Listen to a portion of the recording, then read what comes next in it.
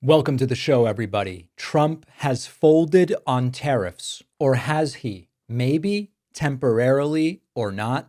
So, listen, I'm going to report to you what we know as of this moment, with the caveat that this is so erratic, this is so unhinged, this is so based on Trump's politics of personal grievance rather than economic stability, that by the time you listen to this, this may have completely changed. But that really is the broader story. Whatever I report to you now, and I will tell you in a moment, the fact that this is all based not on what is best for your checkbook or my wallet or her pocketbook or whatever, their 401k accounts. That makes this by its nature erratic, unhinged, and a very bad thing for the United States. So here's the latest, all right? White House pauses tariffs on some Canadian and Mexican imports until April 2nd. This is a report from CNBC, and here's what we know as of this moment.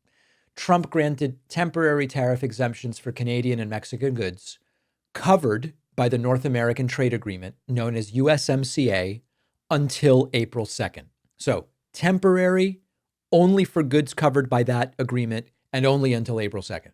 Trump is poised to enact reciprocal tariffs April 2nd on foreign nations that have import taxes on U.S. goods. Mexican President Claudia Sheinbaum said Mexico should be spared when U.S. reciprocal tariffs come into effect.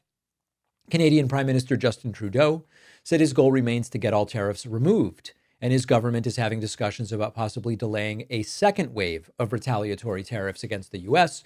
Trump spoke to Trudeau Wednesday, told him what he's doing is not good enough. We covered that yesterday. Thursday's tariff exceptions excluded those imposed on China. The country is standing tough, saying it's prepared to fight any type of war with the United States.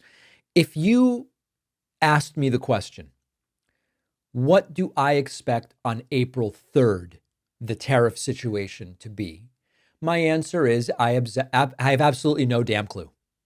And the fact that I have no idea, and maybe Trump does have an idea or he doesn't, we don't know. But the fact that I have no idea, and the markets have no idea, and employers have no idea, and suppliers have no idea, and travelers have no idea, and business owners have no idea, that is core to financial instability. Now, yesterday, the stock market, it was very up and down, but it was a recovery day initially, and then it collapsed, and then it went back up, and then it was down 500 points. You might be saying to yourself, if Trump's plan was become the arsonist who puts the fire out to then get credit and say, why isn't everybody praising me for putting out the fire? Well, you started the fire. If the idea was Trump's going to create all of this craziness in order to then end it and have the stock market recover and make himself the savior, it's early. It doesn't seem like that is working because it is such a level of instability and unpredictability that putting the tariffs on was bad for the stock market, and then pausing the tariffs didn't seem to help the stock market because no one has any idea what it is that is going on and what there is to expect.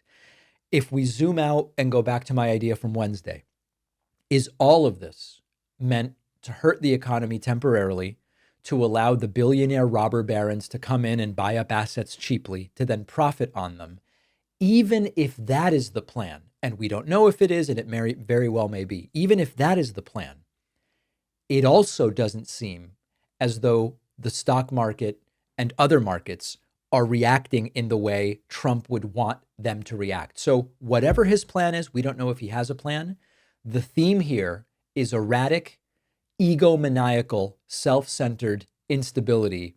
And that is not good. And you know how we can tell that the country doesn't think it's good? Trump's approval rating, which I want to talk about next. I have a book coming out. I've spent a long time working on this. I couldn't be more excited to share it with you. It is called The Echo Machine, and it answers a crucial question. How did American politics get so broken? And just as importantly, how do we fight back effectively before it's too late?